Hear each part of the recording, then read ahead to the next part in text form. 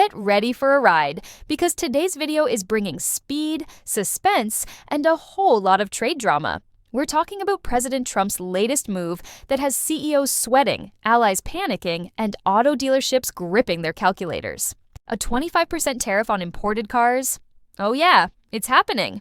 Let's unpack what this means for you, your wallet, and the next car you think about buying. Well, buckle up, because President Trump just hit the gas pedal and drove straight into the heart of the global auto market. He's slapping a 25% tariff on imported cars.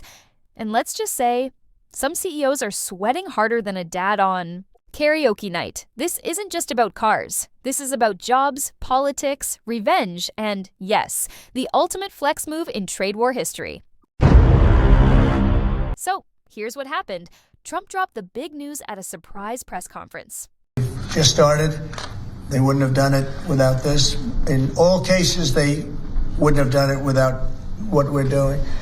So we'll effectively be charging a 25% tariff. But if you build your car in the United States, there is no tariff. And what that means is a lot of foreign car companies, a lot of companies are going to be in great shape because they've already built their plant, but their plants are underutilized, so they'll be able to expand them inexpensively and quickly. No warm-up, no warning, just boom. Tariff. Why? He says it's to protect national security and the American auto industry. Yes, national security. Apparently your Toyota Camry might be a secret agent. But hold on, we've seen this before. Trump actually used Section 232 of the Trade Expansion Act of 1962, a law meant to protect the U.S. from foreign threats, to justify this. Same playbook he used for steel and aluminum tariffs back in 2018. But this is very exciting. So we're signing a executive order today that's going to lead to tremendous growth in the automobile industry. As you know, the electric mandate that we did allows you to buy a car now with electric or gasoline-powered or hybrid. You can buy any car you want. We had it so that within a short period of time, you had to buy all electric, and the country could never provide the money necessary to build all of those power plants that you would need all over the country. As you know, right after the announcement, the auto industry did what any rational person would do. They panicked. Shares of Ford, GM, and Tesla wobbled. European automakers like BMW and Volkswagen, they looked like someone just keyed their brand new cars. Even Japan and Germany fired back with statements that basically said, "Seriously, bro."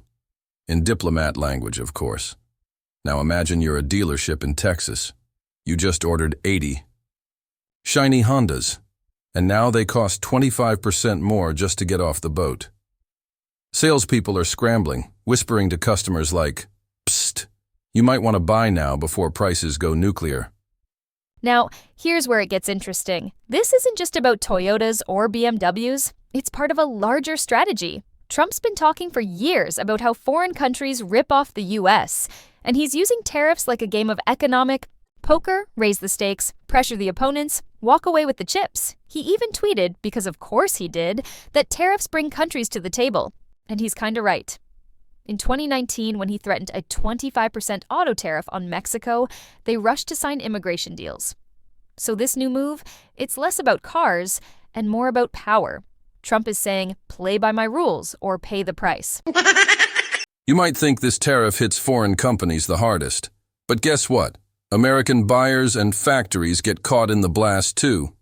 Most American cars, they're like smoothie bowls, a mix of parts from everywhere. That shiny Dodge Charger, the transmission might be from Germany, the engine from Mexico, and the seat warmers from a factory in Canada. Tariffs mean higher costs for parts, which means higher prices for cars. And guess who's paying for that? Not the billion-dollar CEOs. It's us, regular folks who just want a decent car that doesn't scream every time it rains. Auto analysts estimate prices could go up $3,000 to $7,000 per vehicle. That's not just sticker shock, that's sticker electrocution.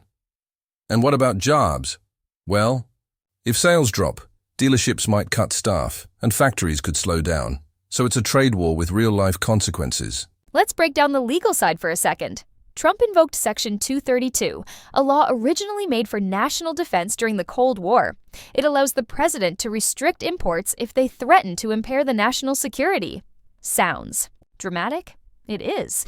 In fact, the Commerce Department did a report, which the Trump admin kept hidden for a while, saying foreign cars might weaken America's ability to make tanks and defense vehicles. But critics said, wait, how does a Kia Seoul threaten a missile defense program? Still, the law gave Trump the power, and he used it. Even the World Trade Organization raised an eyebrow. Now let's zoom out. This isn't just policy, it's 2024 election fuel. Analysts estimate that 25% tariffs on car parts from Mexico and Canada could add between $4,000 and $10,000 in costs, depending on the vehicle. This will continue to spur growth like you haven't seen. Before I was elected, we were losing all of our plants. They were being built in Mexico and Canada and other places. Now those plants largely have stopped and they're moving them to our country. In Indiana, the great state of Indiana, I love Indiana. Honda is building one of the biggest plants anywhere, and they've just started. They wouldn't have done it without this. In all cases, they wouldn't have done it without what we're doing. Trump's making this move to fire up his base. America first, protect our workers. He wants to show he's tough on trade, strong on security, and ready to rumble. And he knows it gets headlines. Cable news, loving it, Twitter, exploding.auto. Lobbyists, running in circles like caffeinated hamsters. Even some Democrats are like, well, we don't love tariffs, but he's got a point about manufacturing. So yeah, this isn't just an economic decision. It's pure political theater. With chrome rims and a leather interior. Okay, so what's next? Lawsuits? Very possible. Countries could take this to the World Trade Organization, claiming unfair trade practices. Retaliation? Definitely. Europe might hit American-made trucks or tech gear. Japan could target beef exports. It's like economic dodgeball, and no one wants to be the slow kid.